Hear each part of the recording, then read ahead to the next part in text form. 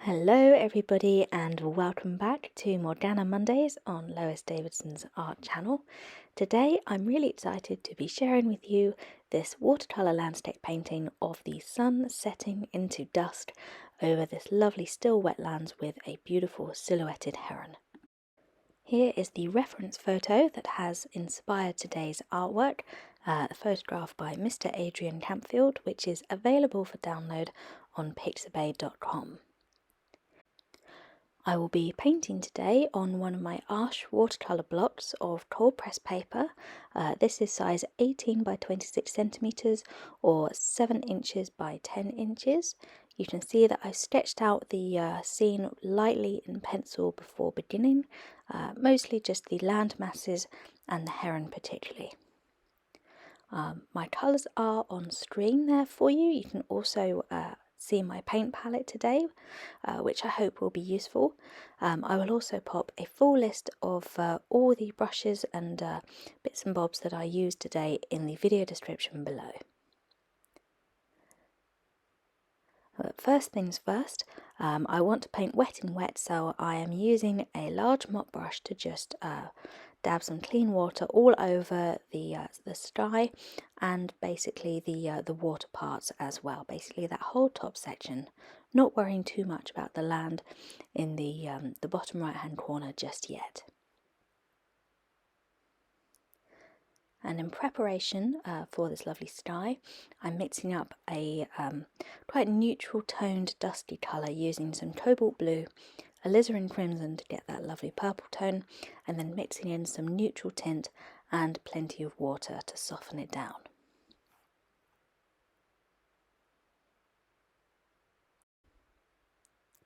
Now, after washing my brush and getting some clean water, I'm going to use this lovely bright raw sienna to give our painting a bit of a glow. So I'm going to outline a rough circle for the sun and just add in some light streaking across the sky there to begin with. And now to capture the reflection of the sun's glow, all I'm going to do is just pour the colour down across the surface of the lake, just using some nice loose brush strokes to just bring it down and across to the right, basically just trying to reflect the colour that I have in the sky. So you can see I'm just brightening the intensity of the yellow in the sky there just a little bit. Now, because the paper is wet, you can see that circle I marked out for the sun has softened down a little bit and sort of disappeared, but that's absolutely fine because we can just use a little piece of tissue or kitchen towel or something absorbent and just essentially a little fingerprint there will dab out a small circle for the sun. And now, because I already mixed up my lovely dusk colour, I'm able to clean my brush and add it straight in, working wet in wet, and add this sort of soft greyish purple colour around the yellow that we've got for that sun glow, and just introduce some shades of dusk into this painting. Essentially, what I'm trying to do here is place the colours next to each other as close as possible so that they soften and diffuse naturally together, and we get a blended edge through the action of the water on the paper, which is why I'm working wet and wet. I'm trying not to scrub the colours together too much, because I find if you do that you can end up with it all looking a little bit muddy, a little bit dirty. So just trying to keep a really nice clean sky here and nice clean water as well. And I'm trying to keep this purple colour a little bit lighter in shade on the lake, basically across the water, keep it slightly paler than it is in the sky, as the reflection would naturally be.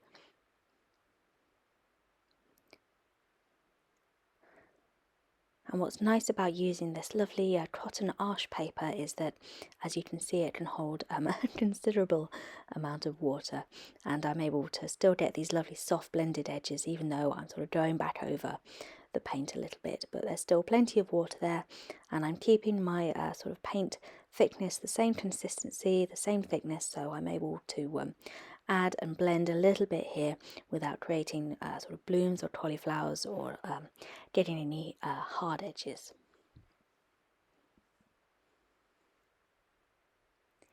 But now I've switched to a smaller brush because what I want to do is fill in these little headlands that I've sketched out, these little extra bits of distant land, and I want to do them wet and wet. You can see that there's still plenty of water, so we're getting quite a lot of diffusion here, which is absolutely great because I'm using a darker colour to just fill in that sort of misty distant headland, but we're also at the same time getting the reflection of the land in the water as well as the paint sort of diffuses downwards, which is also one of the reasons that I'm painting flat today. I've got my paper block flat on the ground with plenty of newspaper in case I spill anything.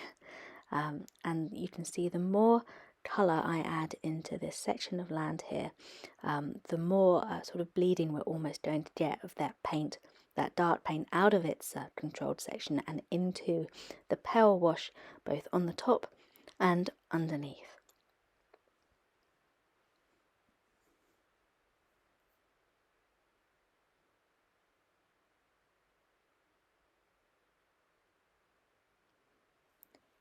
And just using my brush here to add in a few sort of ragged shapes which are going to become some distant trees.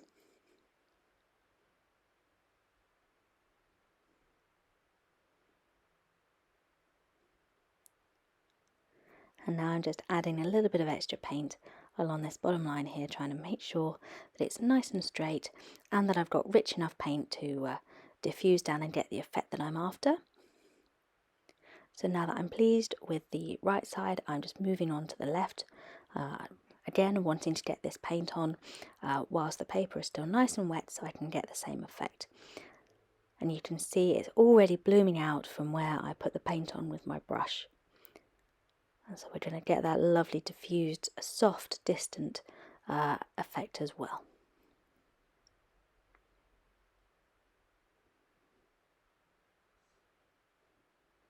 And you can see I'm sort of dipping in and out of the various different colours that are on my palette.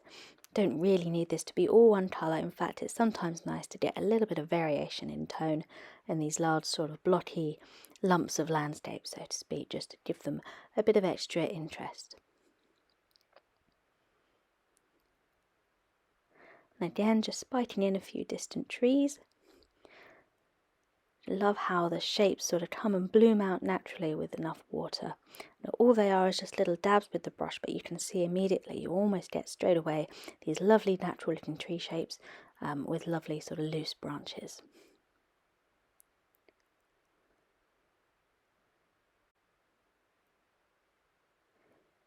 So while I'm really happy with that bit of land on the left, you can see we're getting a lovely little bit of diffusion along that bottom line, which is all we need really to create the reflection of that bit of land in the lake below. I decided to just go back into the other side and add a little bit more paint to really just get that same effect, to just get it going a little bit stronger.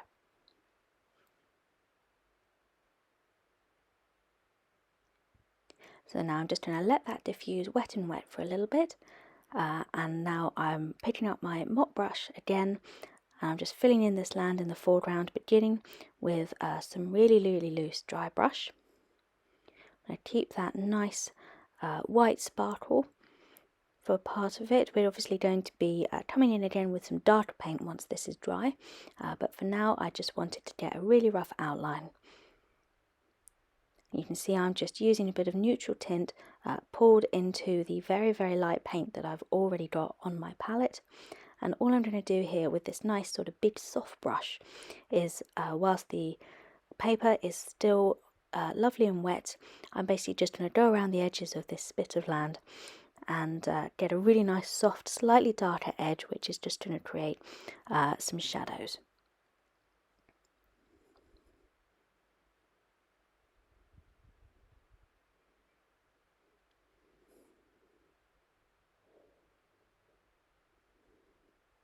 You see, I'm just trying to be quite careful with this bit of mop brush. This is a size 14.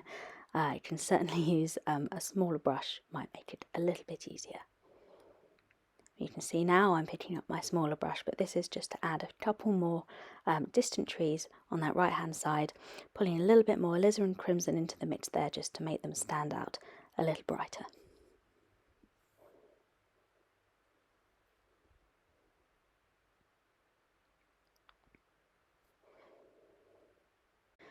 So now I'm just going to let the painting dry completely. And this is how it looks, and not really much change, just the colours getting a little paler, but then that's all good. This is a lovely sort of pale painting. We haven't really put the main darks in yet, so now that it's dry, I'm able to come in with a flat brush and just add a little bit of extra definition to my land in the background.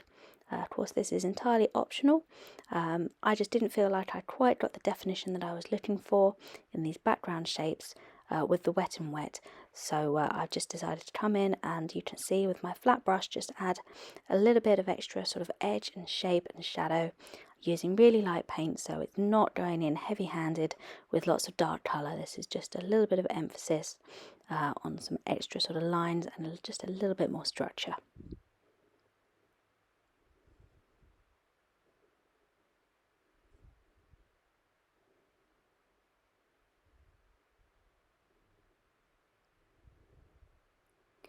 And don't worry, I know it looks like my sleeve is in my palette here, just a trick of the camera. It's absolutely fine.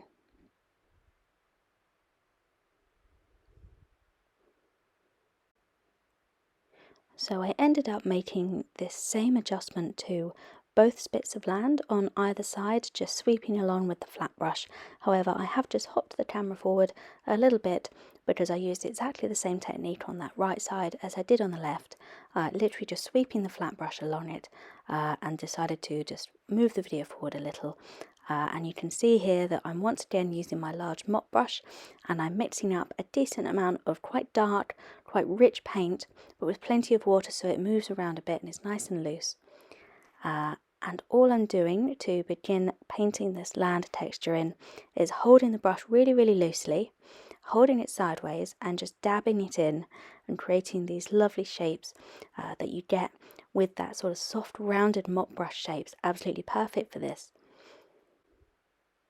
So now I'm just going to follow that penciled edge with the mop brush, just making sure that I've got plenty of colour on it, and just carefully dabbing on quite lightly, trying to get some variation in these sort of shapes that I get with the brush, and also a little bit of variation in colour, some lighter spots and some darker spots, still keeping that lovely neutral tone. And always be sure to leave some bright space, some pale patches, and those little patches of dry brush sparkle we've got on the side there, which are really, really great to give the impression of the sunlight glinting off a little bit of water that's come into this area of land here. Perhaps we've got a little sort of body wetlands patch here, which our heron is hunting from. Just leaving plenty of white space. Try not to be too heavy-handed, putting in these lovely sort of dark colours with the mop brush, although it is very tempting because this is actually a really fun part of the painting. But I'm just trying not to get carried away here. So at this point you can dab in a little extra colour here if you like. You can see I'm adding some raw sienna into this dark mix. I've added a little bit of alizarin crimson, and I'm just giving a little bit of variation here, but I don't want too much distraction because I'm going to pop some lovely reeds and rushes in the foreground, so we don't need too detailed a section of land here, which is why I'm keeping it really quite loose, but also keeping it quite dark so it will show through the reeds that I'm going to put on in the future. But now I've switched back to my small brush and I'm just basically filling in some of the gaps around those sort of really big, sort of nice blobby big marks that I made with the mop brush. So the small brush allows me to be a little bit more delicate. You can see I'm using quite light paint and just creating almost a halfway house between these really dark sort of marks that we've got and the really pale wash underneath. And this is just helping to create that impression of a sort of wetlands area, this sort of half land and half water.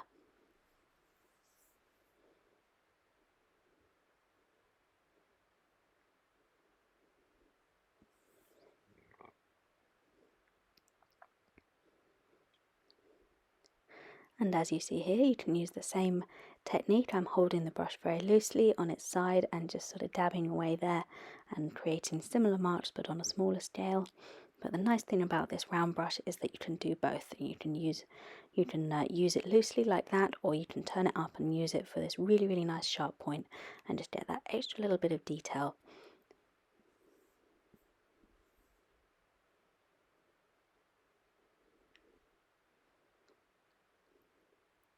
And I'm just mixing up a little bit more neutral tint into my rather muddy looking palette.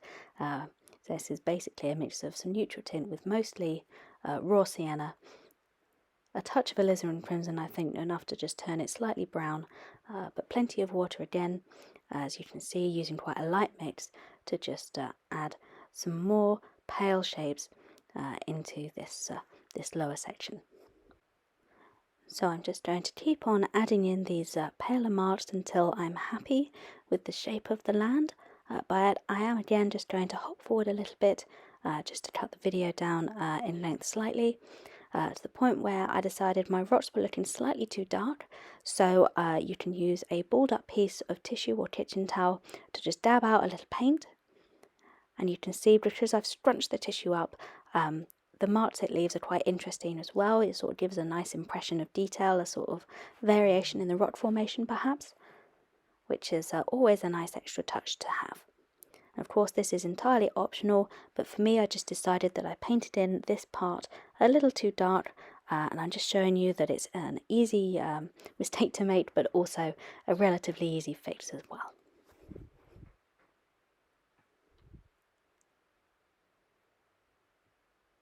So now I'm just using my fine detail brush and again dipping into my neutral tint to paint the silhouette of the heron.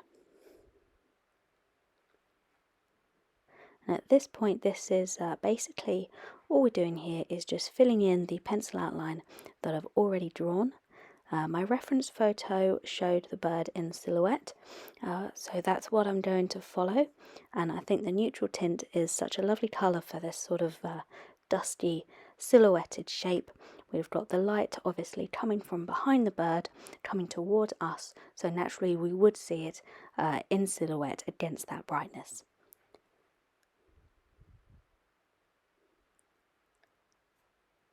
And I'm just going quite slowly, taking it nice and steady. At this point, this is basically just sort of colouring in, some people call it, just filling in that outline, but just taking a little bit of extra time and a little bit of extra care just to make sure that it's right.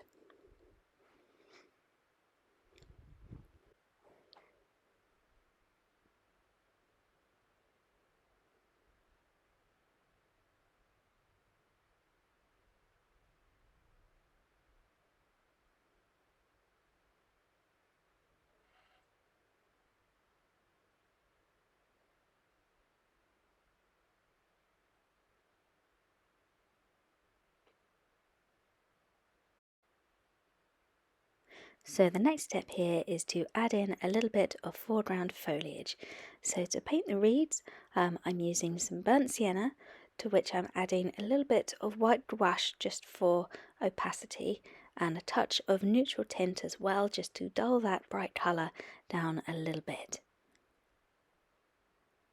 And I'm going to add plenty of water as well so that it paints nice and smoothly, and I'm going to use my sword liner brush to paint in these reeds just because I love the shape that it gives you really, really easily for this sort of foliage. And I'm starting by painting just these really lovely simple thin lines that are going to be the reeds or the grasses if you like, just basically straight lines with a slight bend in them, as though we've got the wind blowing through these grasses and just making them bend and sway slightly.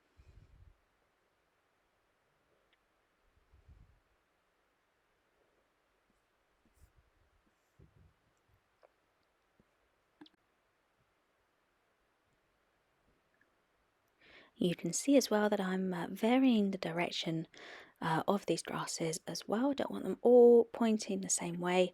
I think it can look a little bit unnatural. Going to make them look a little bit hiddledy-piddledy and messy and a little bit rough, and just basically build up the layers slowly. So I'm starting with these thinner lines, and now I'm just using the point of my sword liner brush to put in these little rough details, extra little feathery bits on the end of the reeds, and just doing a little bit of variety in here. And of course you don't have to use the sword liner brush for this. Any liner brush or brush that comes to a nice thin point will work just as well.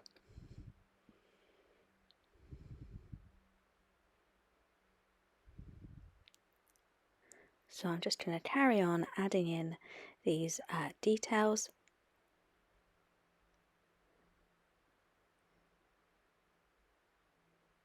And you can see that I am varying the colour that I'm using as well. My palette has become a little bit of a mishmash of sort of brown and red and basically just sort of rusty colours that I'm using to get a little bit of variation in the reeds, just because they wouldn't naturally all be exactly the same colour. So I'm just trying to get an interesting little bit of variation in there.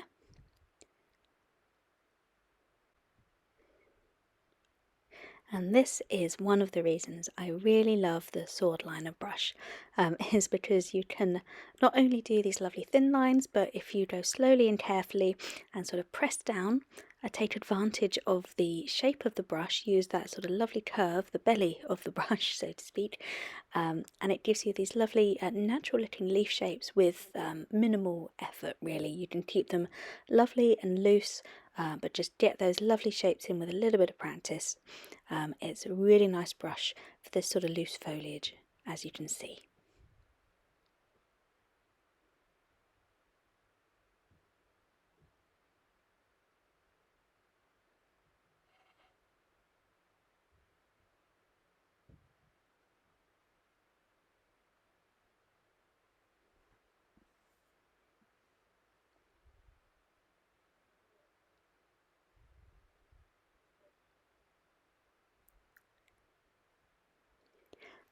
So all I'm going to do now is basically continue using the same technique you've just been watching, and I'm just going to keep building up the foliage.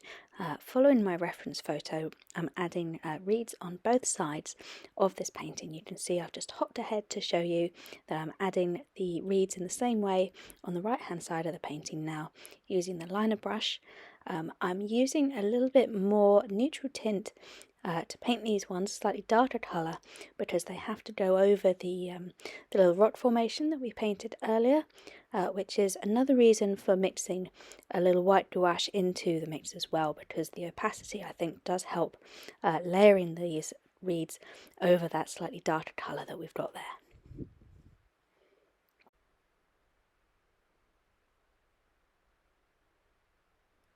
So now this is just basically a simple matter of building up as many layers of foliage as you like, and adding in any extra little details that you like as well. So you can see I've added a bit more neutral tint onto my palette, and I'm using it to add some slightly darker foreground foliage.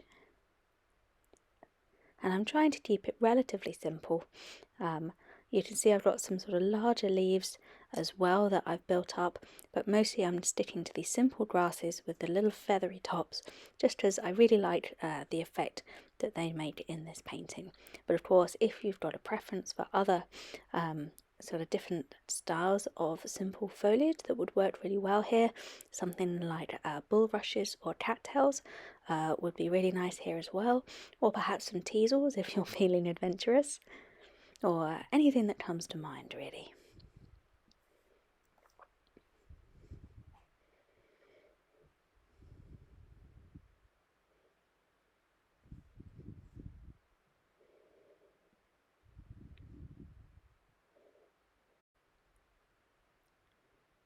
So as you can see, I have added a few more layers of grasses just off camera quickly to speed this video up slightly. Now we are getting to the end of the painting, but I'm just going to show you my next layer, which is a simple spattering of colour using the fan brush. So I'm using the burnt sienna mix that I've got on my palette here, sort of nice murky, muddy, neutral-ish rusty colour, and for now I'm just spattering a small amount of it over these reed beds. I do love the effect that this gives, this slight sort of wispiness and wistfulness in a way. Perhaps we've got some seeds flying off from these reed beds into the breeze, or some hovering insects at dusk perhaps. But for now I'm happy with how this looks, and I decided to add a couple of birds into the sky because why not, after all. Again, this is entirely optional. If you'd like to leave your sky clean and clear, then that's of course your own personal preference, but for me I decided that just a little trio of birds flying into that distant sunset was a nice romantic touch. And while my birds are drying, I decided to try out using the white gouache just on its own. With the sword liner brush, you can see I'm just sort of slicing it into these reed beds here, just hoping to add a little bit more interesting texture, a little bit more definition. And you can see that on the right hand side I added it over some reeds that are still wet, so it's actually diffusing really prettily into those darker shapes and adding a really nice interesting looking pattern, which I really liked, so I'm going to be trying this effect again for sure.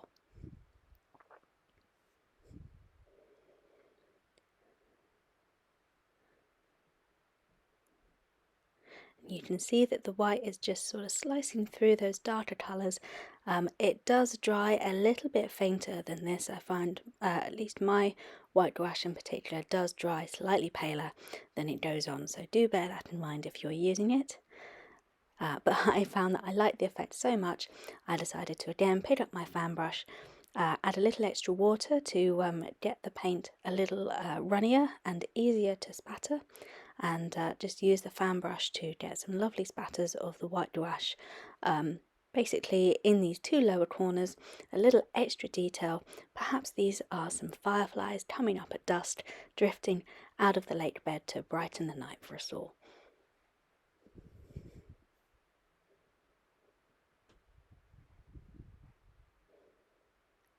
And now that's dried, this is the finished painting. You can see what I mean about the white drying a little paler. It's not quite so bright and vivid, but it still looks lovely. I've taken it off the block carefully. Thank you to those who gave me advice about using a palette knife and being a little bit more careful so as not to damage any paper. Very gratefully received. And this is the finished painting. So thank you everybody for watching. I really hope you enjoyed this video. Please let me know what you think in the comments. Always lovely to hear from everybody who's watching. And if you'd like to see more tutorials similar to this, then I do have a Patreon page, which I'll pop the link to below, which you can check out to see many more videos and some free reference photos as well. But that's all from me today. A huge thank you to everybody who's watched, and I look forward to seeing you all again next week for the next Morgaine Mondays.